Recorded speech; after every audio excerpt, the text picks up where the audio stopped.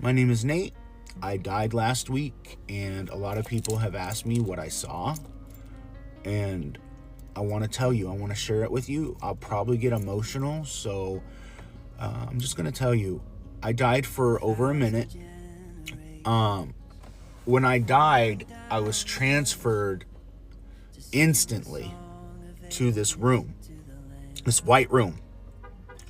And I stood up, and then this angel starts walking towards me. And then as he stands like in front of me, he says, I know this isn't what you want to hear right now, but you're dead. And we need to talk about some things.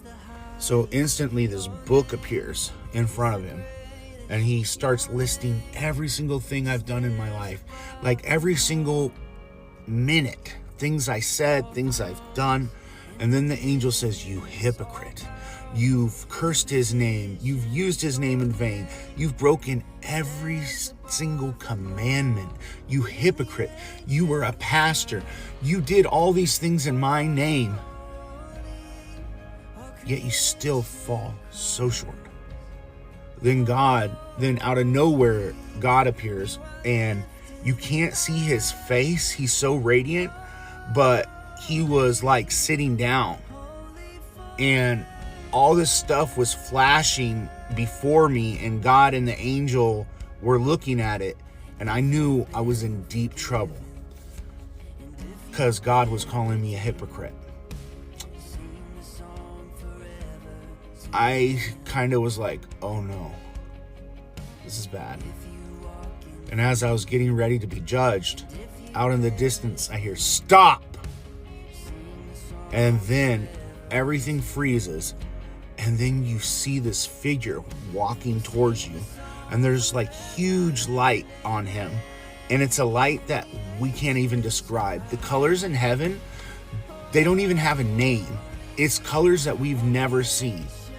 And I'm standing there and I hear stop. And this figure starts walking towards me. And I see a glow. And then I see a robe. And it's the bottom of it has gold. And he's walking towards me. And I start seeing the nail holes. And I'm like, oh, Jesus. And he says, stop. He's one of mine. And then God the Father and the angel looked at each other. And Jesus said, I'm all he has. I'm all he has. When he needed me most, I was the one he was crying out to. When he needed me, I was there. He has a very hard life of abuse and childhood trauma. But he said, I love him.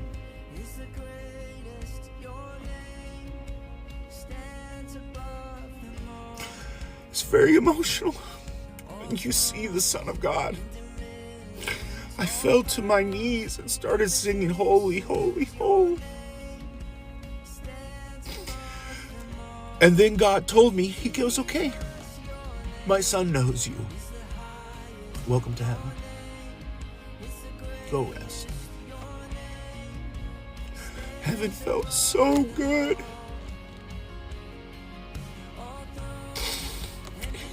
I don't know how to explain it. It just felt so peaceful and right.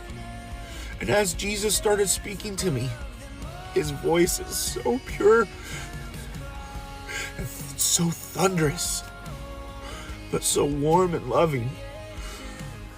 I stood up and I said, I want to go with you, Jesus. I don't want to be here anymore.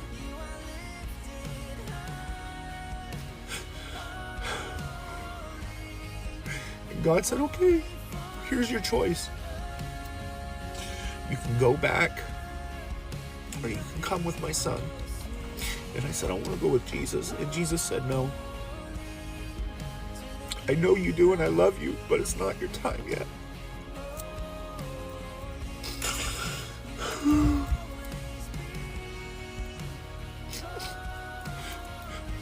And he said, no, I want to stay with you. I want to stay here. He said, you can't. I have a message for my people and I need you to give it to them. So I'm sharing my story. Heaven and hell are very real. And God is not playing around with sin. God told me this.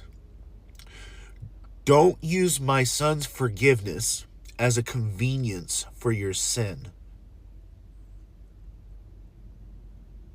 Don't use my son's forgiveness as a convenience for your sin. Basically saying, stop sinning. If you keep sinning and asking for forgiveness, don't keep doing the same sin. Run from it. Run from it. Because God isn't playing, guys. He really isn't. He's a stern, just God, but he's not playing. He's so serious about sin, guys. I have broken every single commandment, and let me tell you what God is so serious about. He's so serious about sexual immorality, same-sex marriage, all this stuff. God is not playing, folks. He is not playing. What it says in the Bible, what's allowed and not allowed, God is not playing with sin, folks. He's not. He's not going to play that game, and he will throw the book at you. When I was there, when God was there and angels, I was like, oh my gosh, I'm done for. Calling me a hypocrite. And you know what? He was right. So I'm here to tell you today that Jesus' love and his forgiveness is free. When Jesus died on the cross, he turned to the thief and said, you will be with me in paradise. I think we all can relate to being that thief.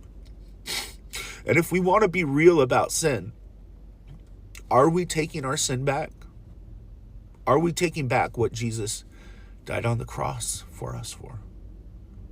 Jesus says every time you sin, you crucify me anew. We need to run from sin. Men, I'm going to talk to you now.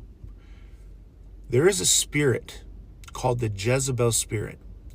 The Jezebel spirit is a satanic force that is very strong. Men, that Jezebel spirit you need to run from, because that Jezebel spirit will take you straight to hell. The Jezebel spirit is a direct witchcraft. It's direct witchcraft and satanic, folks. And guys, flee like Joseph did.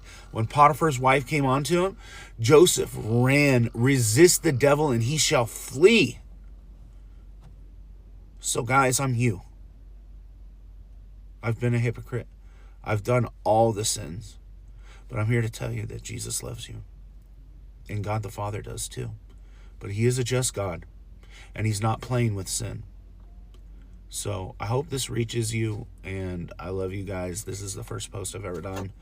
And so I hope it encourages you to really evaluate your life. And really evaluate what life is after. So have a good one.